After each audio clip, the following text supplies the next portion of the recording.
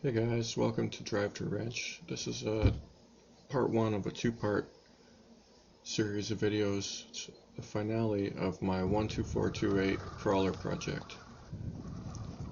And at this point, it's not much WLToys 12428, it's mostly an Axial SCX10 clone.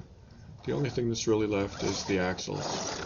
And the difference between this truck running and the last video is that the ESC in this one is a Hobbywing 1080, and in the last one it was the Hexfly ESC that comes with the Red Cat Gen 8. So there's a little bit more control, and hopefully you can see it here. This is some fairly rough terrain. There's some concrete that's been dumped, and some pretty gnarly little hills and stuff that they're not a super challenge, but they do test the crawlability of the truck, so how much control you have going slow. The only thing that's really left worth upgrading at this point, guys, as you can probably see, is the motor. The one thing that I kind of would like to do actually is stick in a 35 or 45 turn 540 crawler motor, because that would give it a lot more crawling control, guys. And the only downside to that would be that the way it sits right now, it's actually got pretty good wheel speed, guys, and you would definitely sacrifice that. You'd trade wheel speed for crawling control.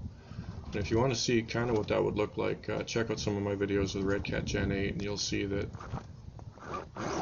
it definitely doesn't have particularly good wheel speed, but it has awesome crawling control, guys. So that's definitely something that you can make a trade-off on, and you can see here, guys, it's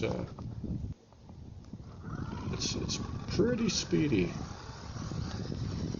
for a crawler, obviously, guys. If you compare this to anything else, it's obviously slow, but for a crawler, it actually, roly-poly, it actually moves alright, guys. Like I said, probably a little too much speed for a crawler if you're into the crawling, the slow driving. If you're into bash crawling, it's actually quite a bit of fun, and obviously sticking in a 3S would give it quite a bit more pep, guys. Now my nickel's worth is that when you're building something like this, if you get too crazy, you know, you're just going to break it. It's definitely not going to be quite as durable as a purchased crawler. Although, who knows, like some of the Chinese stuff, I wouldn't necessarily bet on that, guys, but like the TRX4 or the Axial trucks are definitely durable, guys. So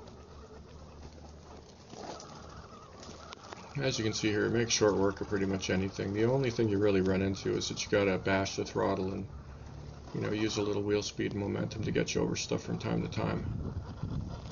For the most part, this crawls pretty well, guys. I've had the Red Cat out on pretty much all the same terrain that I've run this on, and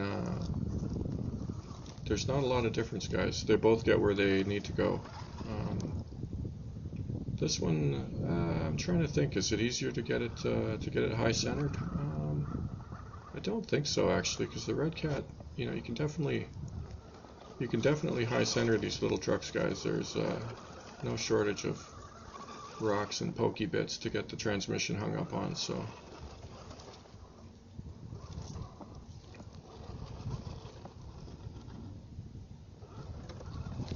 just doing a couple of loops here, guys, trying to kind of get it down pat and show you the control that you can get with this 1080 ESC.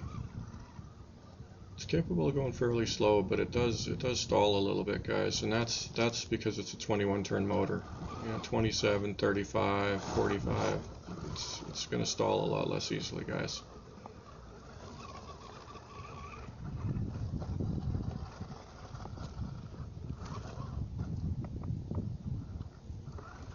And as I've said many times, I'm one-handed driving here, which is a lot more difficult than two-handed driving, and filming and one-handed driving and trying to pay attention to everything. The throttle control for me seems to be the first thing that suffers a little bit, guys. And if you see any of my Red Cat videos, you'll notice that it seems like my control is infinitely superior, and it's not much down to the driving, guys. It's mostly that the truck is much easier to control than something where you see me looking terrible like this.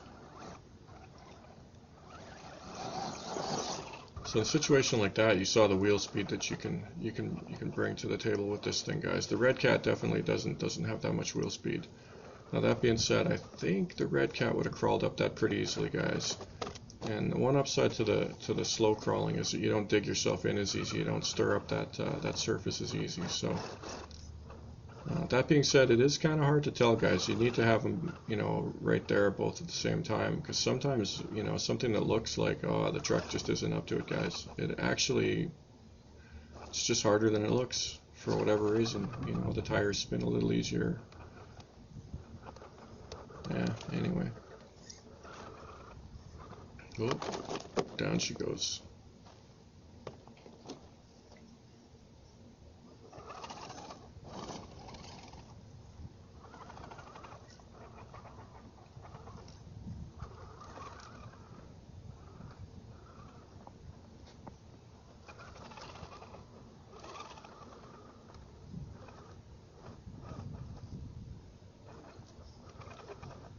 This little bit here, it's actually a combination of the weeds and it's kind of a ledge, not a ledge, like a peak that it's driving on. So if you straddle it too much, you start dragging at the pumpkins, and if you don't straddle it enough, you're leaning all the way over to one side. And it's actually a little bit tricky, guys. With two hands, it's super easy, and the truck makes short work of it, guys. So. And as you can see, you know, the articulation's not terrible, guys, for an SCX10 clone. The modern trucks obviously articulate a little bit better.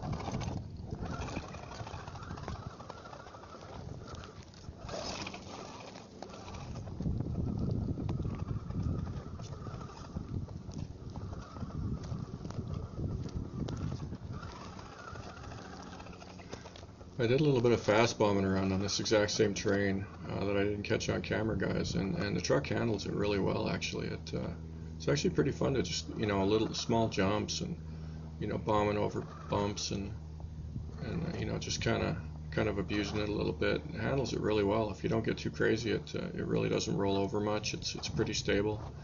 Having the battery in the back is a huge improvement, guys. It's much better than having too much weight up front, in my opinion.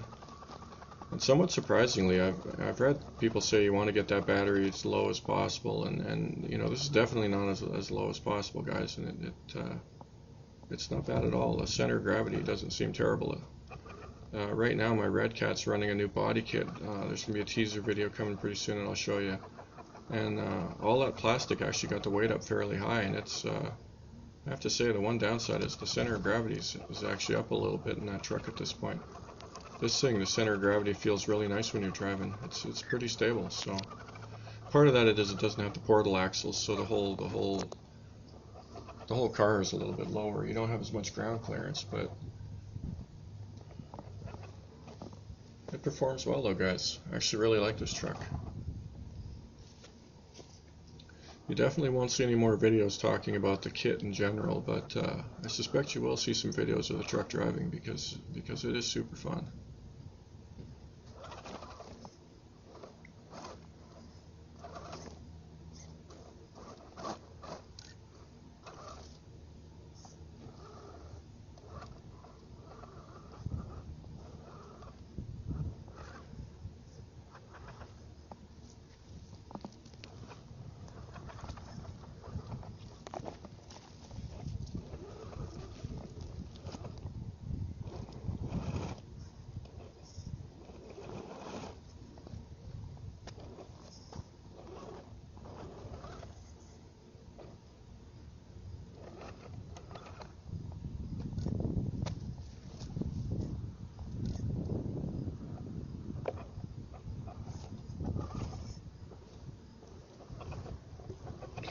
you're building one of these things, guys, one of the things you want to do is whittle away at the wheel openings kind of gradually, and play with a little bit to get the just big enough that you're not constantly rubbing, and not too big, so that it looks kind of as I don't know, polished, properly done as possible. I think this turned out pretty good, guys. When you see it with the front suspension bottomed right out there, you know, I think it looks like it fits pretty nicely, and you don't get a lot of rubbing, and it works pretty well, guys. So, and all I did was nibble away at it. I think I made 3 passes.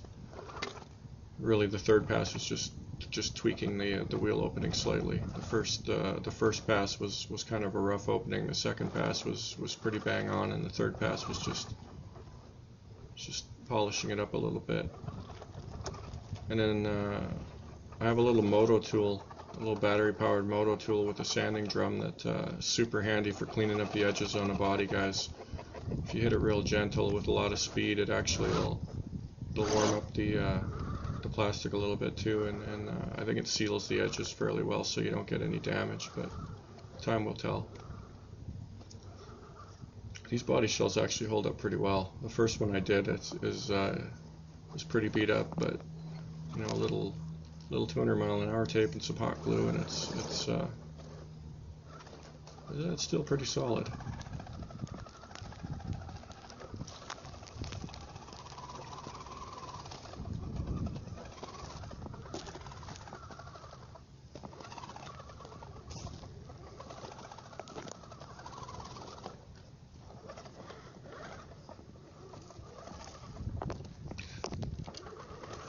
So we're starting to come to the end of this video, guys, and I hope you can see that this little truck's pretty capable.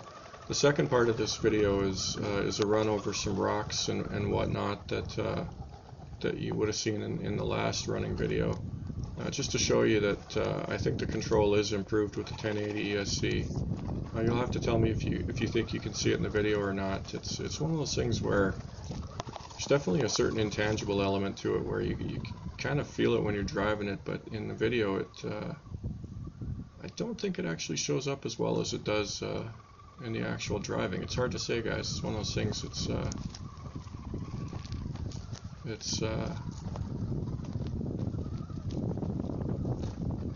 The one when you're driving it, you don't really have the nice pictures to look at, but when you got the pictures to look at, you don't have any feel for what's going on with the throttle. So it's kind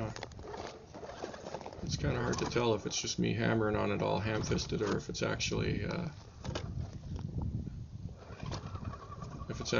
as jerky as it looks sometimes, guys.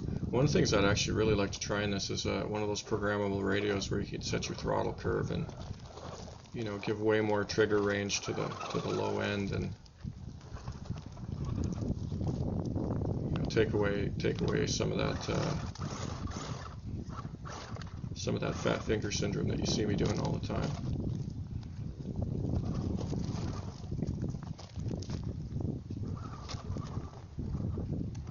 Yeah, so that's it for this video, guys. We're getting to the end, and thanks for tuning in. This is Drive to Wrench, where we ask the question, do you wrench to drive, or do you drive to wrench? See you next time.